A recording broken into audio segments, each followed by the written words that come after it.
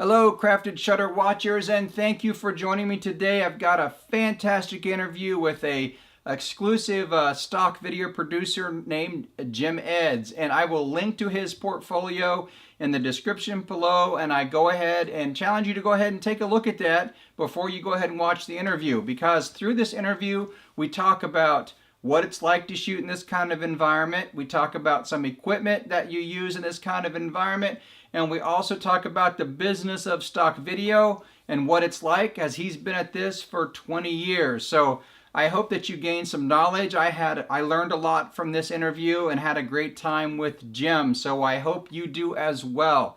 I also want to thank you for supporting the channel through affiliate links, through anything, commenting on videos, using the community tab, and enjoying the feedback that I'm getting on that as well. So thank you for supporting this channel. The goal of this channel is to make a very strong creative community and let people realize that we're not here to just throw our work out for free, but there's a viable way forward for us to earn and make a living doing what we love. And my job is to educate you on how to do that, not just in stock, but in all aspects of your life. But frankly, stock is where I started and stock is how I live, so I have a big burden for that in my heart as well. I hope you enjoyed this interview, and be sure and let me know below. And before I say anything more, let's go ahead and watch this interview with Jim Edds. Here we go. Hello everyone, this is John Neff with Crafted Shutter. I am here with Jim Edds today. Jim, go ahead and tell us a little bit about yourself and how you got started shooting stock video. Well, my dad was Air Force, so we moved around a lot. I finally ended up here in Pensacola, Florida when he retired. I went to school here. I worked about 8 years in the polymer research business, making stuff like nail polish, road paint, milk carton inks. And then the company moved. I didn't want to go with them. I wanted to go somewhere where I could shoot pictures underwater, so I moved to the Florida Keys, found a job down there. And I did that for on the weekends, diving and shooting for magazines. And then I got into storm chasing. A good friend of mine, Jim Leonard, was pretty much the best storm chaser out there when it came to hurricanes and typhoons. He showed me the ropes, how to stay safe in them, what to look after, and what not to do, because you can get in real trouble. Yeah. So, and then he introduced me to the business of selling your work. You know, you capture these great images of water spouts in addition to hurricanes and typhoons. And so I started selling water spout footage in the Keys. It was a water spout capital of the world. So there were, 300 or 400 of them a year. You just had to find them. He showed me how to get under a cloud and predict whether a water spout was going to drop out of it or not. And he was pretty good at it, and he taught me to be pretty good at it. And so I learned the business. It was still TV ruled back then. Right. Nowadays you have your own YouTube channel. You have different outlets, but back then it was if you want to get magazines, you had to shoot slide film. I developed my own, and basically the big turnaround came in 1996 when they came out with digital camcorders. You can make an exact copy of the original, and that opened it up so that you could send out many copies and you didn't lose a generation in quality. But I've been doing this for about 20 years now. I've seen a lot of places come and go, and you got new places coming up all the time. I hope it doesn't go the way of stock photos, because that market has just tanked. I don't even shoot it anymore. I wish it was still there, but it's just not worth my time. Yeah, I'm with you there, and I think we're going to get to that a little later, but I'm definitely with you there. When you say water spouts, down in the Florida Keys, this was the first year that I actually saw some water spouts. But when you talk about getting closer to them, tell me a little about some of the experience it is trying to shoot in weather like that, or anticipating weather like that. What's it like, and what kind of gear are you using? Yeah, if you look at the Florida Keys, it's about 114 miles of island chain connected by bridges, and the sun heats up that island chain, and the hot air rises, and it forms these cumulus lines, these long, low clouds that seem to stretch for a while. Well, as you get more heating, the clouds go up, up, up, up, and the water spout will come out of the tallest stack. You look above the baseline. They're dark flat bases. Look for the tallest stack. And if you look at it and watch it for a few minutes, you can actually see it boiling and going up like cauliflower. That's the secret. And then you look at the surface of the water to see if you can see a dark spot. That's a circulation getting organized. So even though you can't see anything from the cloud base to the surface of the water, that doesn't mean there's not air that's rotating up. Okay. So once I learned what to look for, I would go up in an airplane and we'd look at the surface of the water, and that would tell us, we wouldn't look at the sky so much, we'd look at the surface of the water. If you saw a dark spot down there, then you went above and looked at the cloud and you could see something coming down. So I got pretty good at it. And they had this one guy, Dr. Joe Golden, who was the world's foremost authority in water spouts. He did his thesis on water spouts back in the late 60s, early 70s. He taught me a few things. I read his paper. He wrote it when he was a graduate student. It gave me a lot of clues, and I started looking at all the buoy data and just doing some real research into this. And then I got to where calm days, northeast wind, southeast wind, it parallels the island chain. Time to go up. Really and cool. I had a friend that had a Cessna 172, and in the Keys, you know how it is. There's a strip, there's a runway down there, mile marker like 25 or something, and they would take people up, go skydiving, and take people up just for tourist rides. Well, I'd find him, and we'd go up, and he wasn't afraid of anything. You know, we flew through him, around him, all over. So I got some pretty good footage out of all that. Now, what do you use to film your footage? You know, back then, the Storm Chaser camera of choice was the VX1000. Okay. Or the VX2000. Yep. You're talking standard definition, mini DV. It was mini DV until HDV, 1440, 1080 came along. So that was how we started out. I still have my best clips are still SD clips that are selling. Oh, wow. Yeah. I was looking at the other day. It's at SD. If you get something really interesting, it doesn't matter what resolution it is. It's going to sell. Yeah, that's something really important I think a lot of people miss, because that's really unique footage that not everybody's out there going to shoot. So you still have a market for it. Yeah, I have probably 700 or 2,700 clips up. I have about 450 that sell, and the rest don't. So it's a small percentage, but I'm going after footage that most people, they go the other direction. You know, when it's time to evacuate, I'm heading right in there because it's just an innate fear of going out into the wind. And yeah, I don't drive around in them. I just hole up and walk around in them. I like the storm surge. So that's my market. I use my skills as a scuba diver, free diver, competitive swimmer to work around the water environment. Oh, cool. Now, that leads me to a question that I'm just dying to ask when I look at your footage. So what's one of the scariest or craziest things you've been in when you've been trying to film this weather footage that you have? Yeah, one of the scariest part is when you go out to film and the winds they're not howling yet. They're blowing pretty good. You're going out there setting up shots and getting carried away. Well, it gets closer, the winds pick up, and you still, that's a good shot. Well, that's another good shot. It keeps getting better and better and better. But at some point, you have to bail. You have to go back to your hideout, your safe place. Well, I wasn't able to do that in one of them. Actually, two, the Super Typhoon Haiyan in the Philippines and then Hurricane Charlie. So I got separated, and I got stuck in. So here we have the wind that's shifting. You know, if you do it right, the wind will blow one direction, you'll get the eye, and then it blows the other direction. Right. So I'm out in the open. I'm on the street. Everything is locked up in this town. And all I know is the shutters are coming down around me. The wind is swirling around, and it's blowing like 100 plus right in front of me. And so I have this, since the wind is spinning right there where I was, even though the wind's blowing down, you get these little vortices. So I got this dirt stuff from these plants, this landscaping in my eyes. I can't see. All I know is that wind is going to be, instead of blowing down this way, it's going to be coming right at me. Oh. So I packed up everything. The last 10 minutes I didn't film, but I put everything in my backpack. And when the winds came down, the eye we popped right into the eye after about 135 miles an hour. We popped into the eye, and I ran back to my car. so I could reposition on the other side of the bank. But I'm, jumping over wires and everything. My car was trashed when I got back there. My partner showed up. He went to a pub where he was okay. But I said, how am I going to get out of here now? So I was all bummed out about that. But meanwhile, the other side is coming, and it's just like a wall of death, and it just is like Hades. It's blowing through.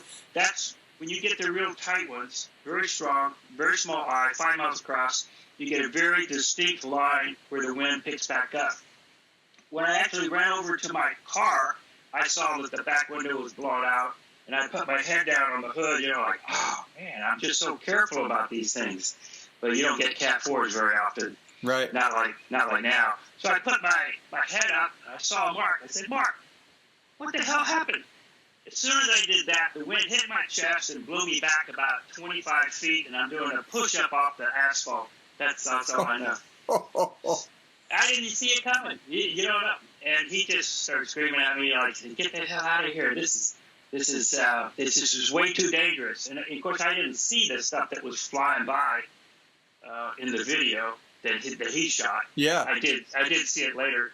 So the thing is, you definitely don't want to be driving around in those things. And we have people that do drive around those things, and I'm just it's nothing to flip those vehicles over. Yeah. So I wish they wouldn't do that, but I won't do it because I know better. So you hole up, you try to get a good strong structure. You can get too strong a structure like a parking garage, and usually you have about a quarter of a mile of nothing in front of you. Well, that's no fun.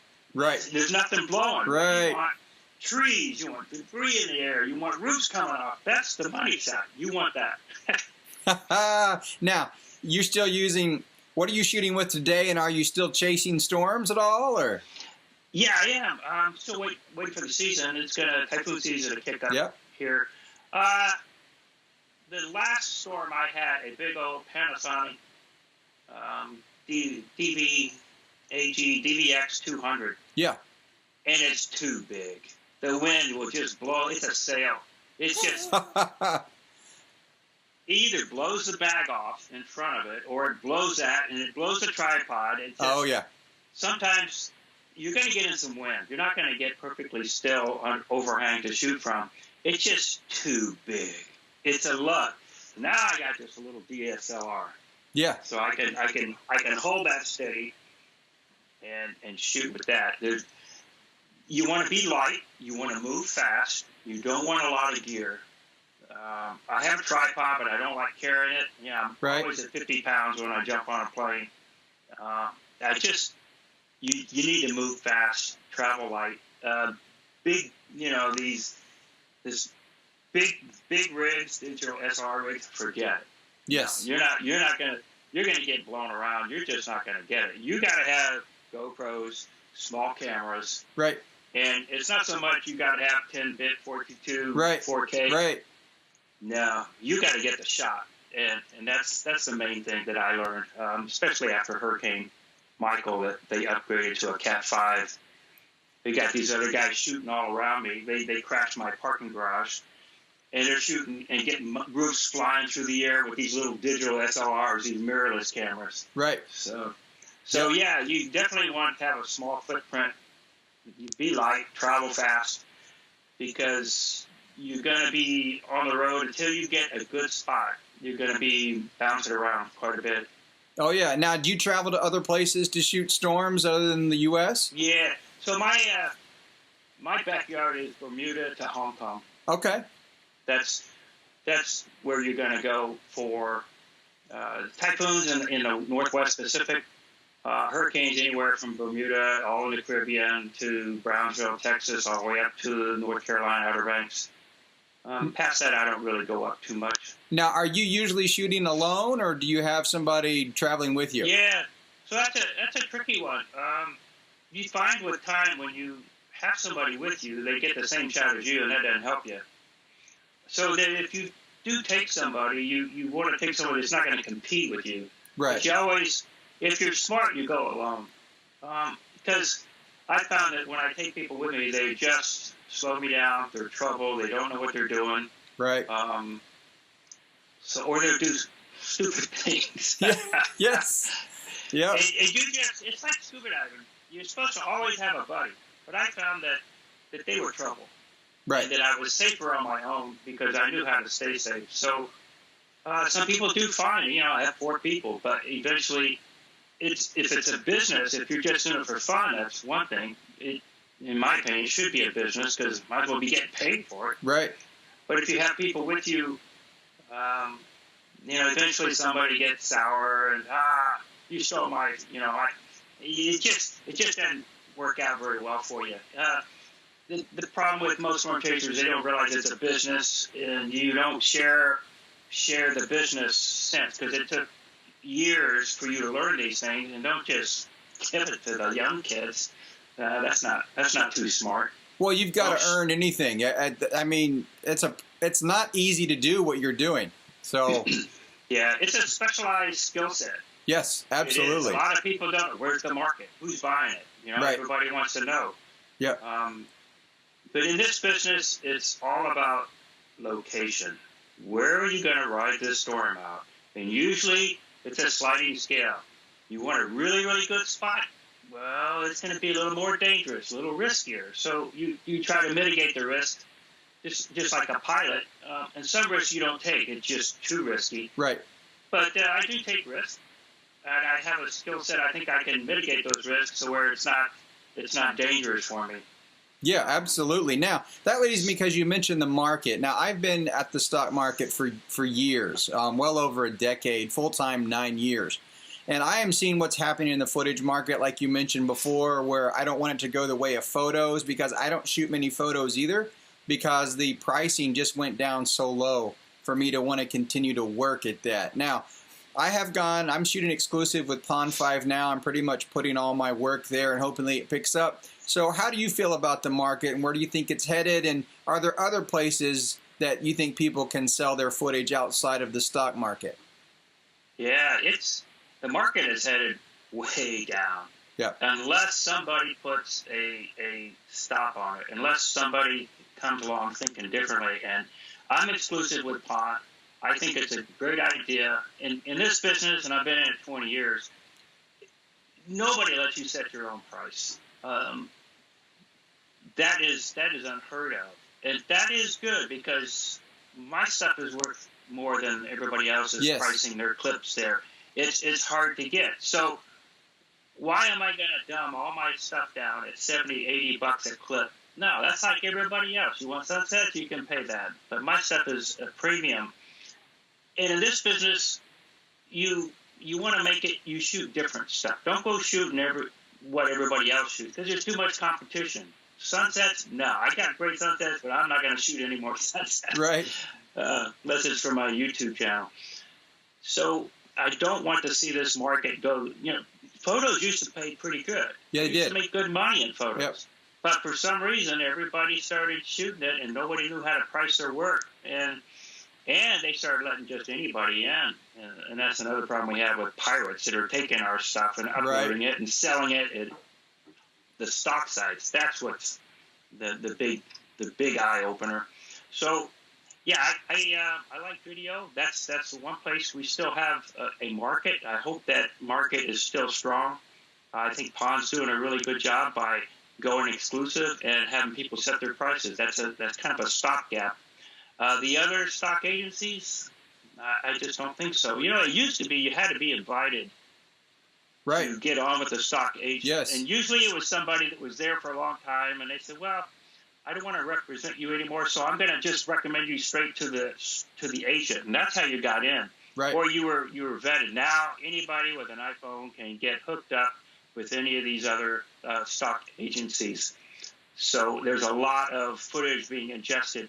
It all changed when a company like Thought Equity came along and put everything online, and you could mouse over a thumb and the video would play. That changed the market for everybody, and then everybody wanted to get in on that very successful model. BBC, you have Shutterstock now. They weren't there a long time ago. Right. But you see that, and everybody's trying to make a quick buck at it while they can. And if you want quality stuff, you come to me.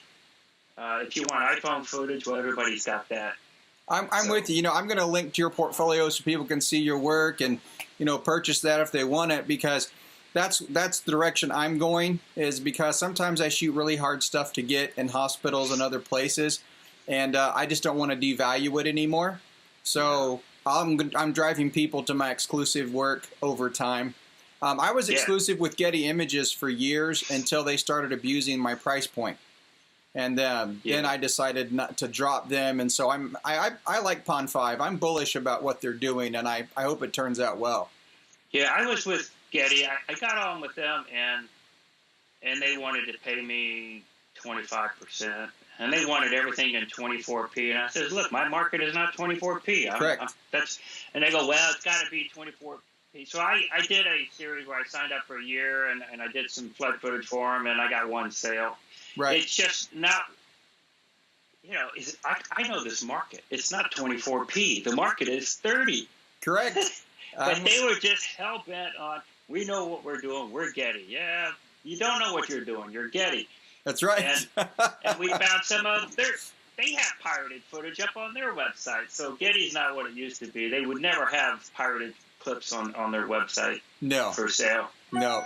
Well, hey, this has been a whole lot of fun, and I appreciate you taking the time to chat with us, because I find your footage fascinating. I know other people will too, and you definitely should charge a premium for it, because I'm not going to be standing in a hurricane to get it, so I'm glad you are. So that's just a whole lot of fun. So I really appreciate it, and you know, hopefully we'll keep in touch, because I think that the stronger we build our community, the more we draw attention to what quality is out there and where you can find it, the better off we're all going to be in the long run. Definitely. So, all right. Well, hey, it was great. Thanks for having me on. Hey, it was a pleasure. It was great meeting you, and maybe we'll do it again sometime, especially if you get a really wild storm. I'd like to do it again. Okay. So, all right. You take care. Yep. All right. Bye-bye.